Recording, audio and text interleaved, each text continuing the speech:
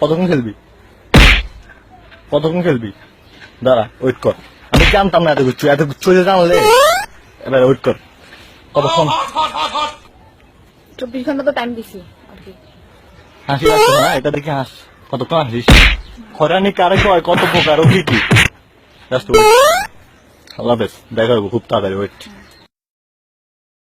আসসালামু আলাইকুম ওয়া রাহমাতুল্লাহি তাআলা ওয়া বারাকাতুহু ওয়া মাগফিরাত ওয়া জান্নাত।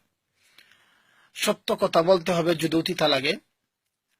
আজকে প্রথমে একটা প্রশংসা করে নিচ্ছি R97, আপনারা যারা বন্ধু আছেন R97 প্রাইভেট ভাবে এবং অন্যান্য পেজের থেকে অনেক বিষয়গুলি, কুটিয়াটি বিষয়গুলি উনি তুলে ধরছে, যেটা অন্য কোনো পেজে তুলে ধরছে না, এবং আমাদের প্রবাসীদের জন্য সত্য এবং অনেক কিছু তুলে ধরছে যেটা অন্য কেউ তুলে ধরছে বা পারছে না।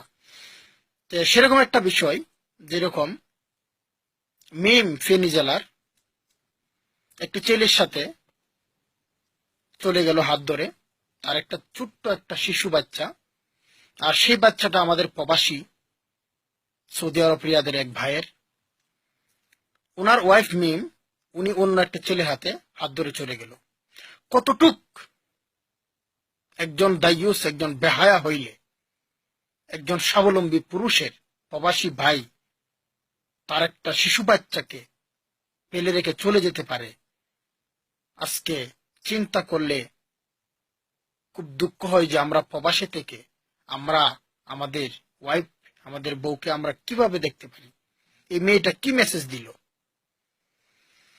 সত্যি খুব দুঃখ হয় আমরা যারা প্রবাসী আছি, আমাদের এরকম যদিও আমরা সুন্দরের পূজা, এরকম সুন্দরী বউরা যদি এরকম করে, এবং অনেক প্রবাসীরা আমরা সুন্দরের পূজা করি, সুন্দর বউ আনার পরে এরকম বিশৃঙ্খলা হয়, কিন্তু মেয়েটা আজকে সুন্দরী মেয়েদেরকেও কলঙ্ক দিল এবং প্রবাসী ভাইদেরকেও আজকে কলঙ্ক দিল, এবং সে আসলেই খারাপ।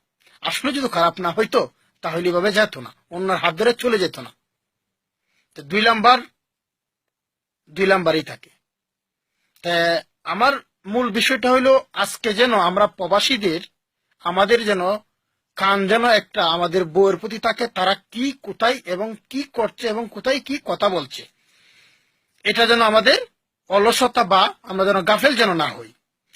আর ফেনী জেলার যারা আছেন আপনারা অবশ্যই এটা দেখবেন, কারণ আপনাদের দুর্নামটা হচ্ছে। কারণ কি, আপনাদের মেয়ে অন্য ছেলের হাত ধরে চলে গেল, তা প্রবাসী ভাই আমাদের।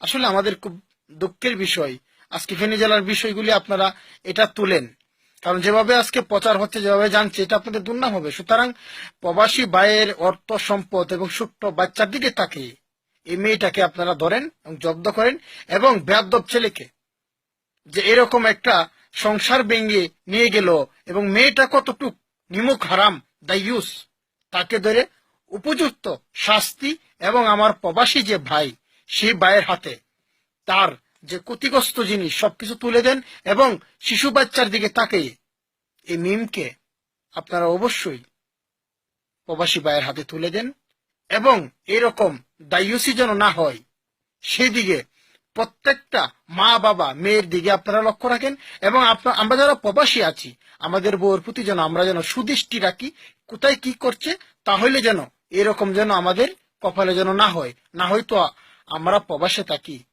আসলে আমার খুব কষ্টকর একটা প্রবাস জিনিস।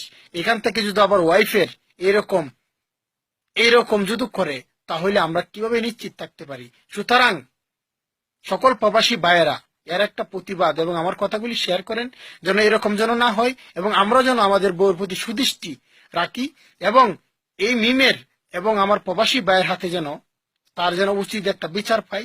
সেটাই R97 সত্য এবং হক প্রচার করতেছেন, এবং কথাগুলি শেয়ার করেন, এবং আমরা যেন সকলেই যেন সুদৃষ্টিভাবে আল্লাহ তাআলা যেন আমাদেরকে সকলকে যেন সুন্দর এবং শুদ্ধি শান্তি যেন আমরা পাই, সেটাই আমরা দোয়া করি। জাযাকাল্লাহ খায়ের। সত্য এবং হক প্রচার মদিনা থেকে। আসসালামু আলাইকুম ওয়া রাহমাতুল্লাহ।